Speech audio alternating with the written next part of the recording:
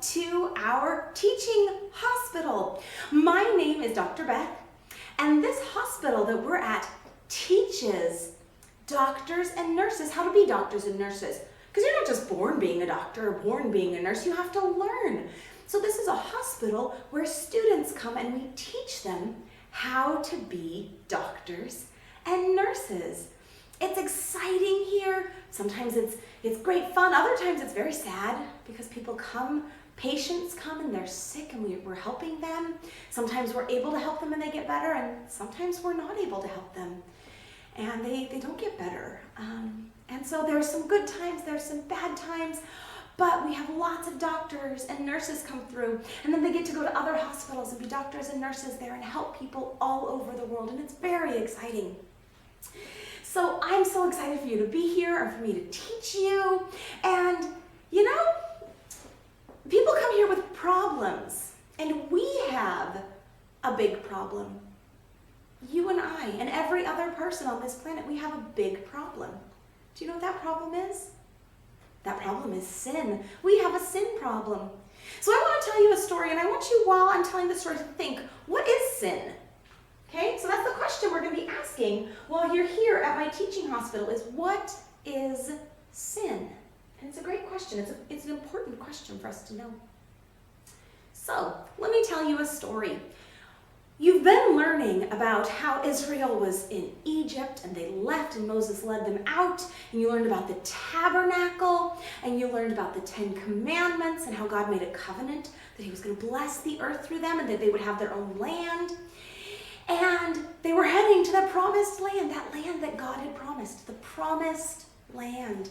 And it was a land called Canaan. And that's where Abraham had used to live before they headed into Egypt. Well, now it's time to go back. It's time to go home. And they're getting there, and Moses, who's the leader, he picks 12 men, and he's going to send them into the promised land because other people have moved in to the promised land and are living there. And so he's going to send 12 spies in to the promised land to see what it's like. And they were going to ask questions like, do the people live in tents, or do they live in big fortified cities, big cities that are protected?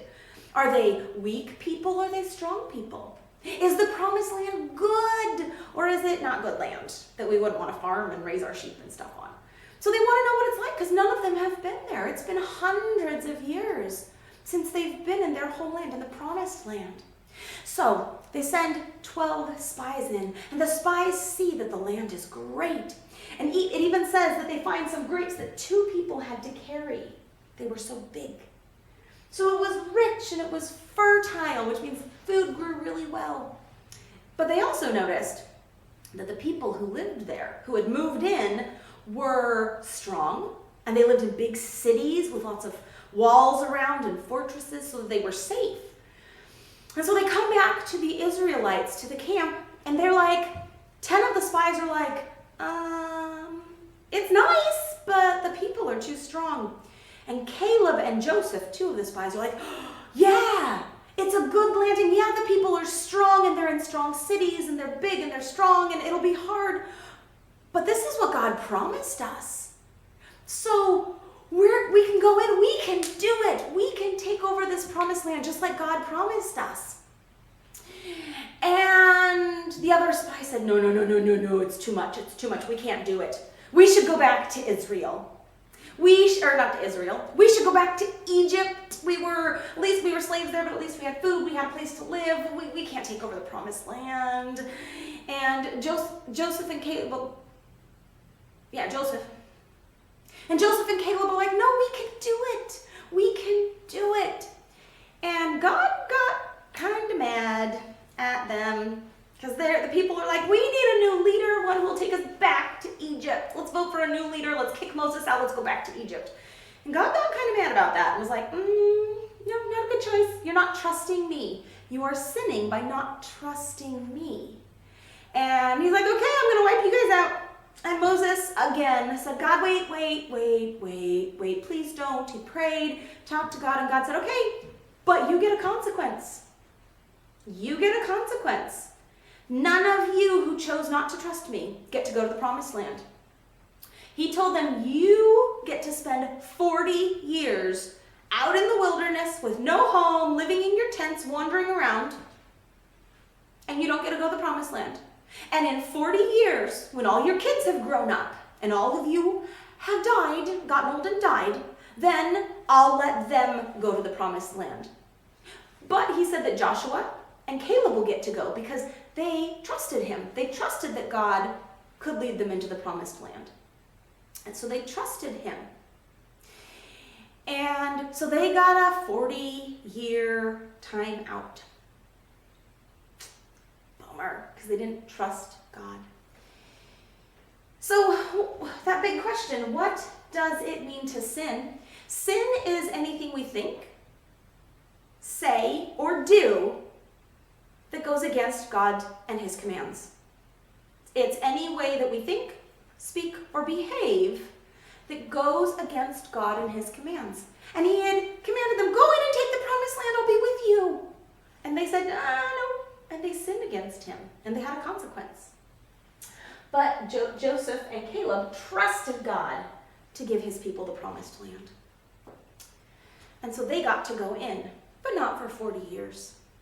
They still had to stay out with their people for 40 years. Now, every story in the Bible comes back to Jesus. So what does this story have to do with Jesus? Well, Israel rebelled. They chose not to trust God. They sinned. We rebel. We choose not to trust God. We sin. Only Jesus never sinned. He chose to trust God all the time. And in a couple weeks, I'm even going to tell you of a story of a time that he's like, hey, God, I don't want to do this, but I trust you and I'm going to do it.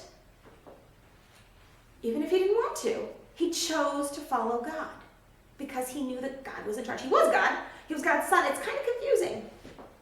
But he never sinned. He trusted God. He followed God's plan. And because of that, he was able to take the punishment for our sin, which is really cool. Well, that's our story for today. Thank you so much for visiting our teaching hospital. Come back next week and I would love to tell you some more stories. There's lots of great stories and I just love teaching you because, hey, teaching hospital, teaching doctor, teaching you. Happy doctor. So I'll see you guys next week. Take care. Bye.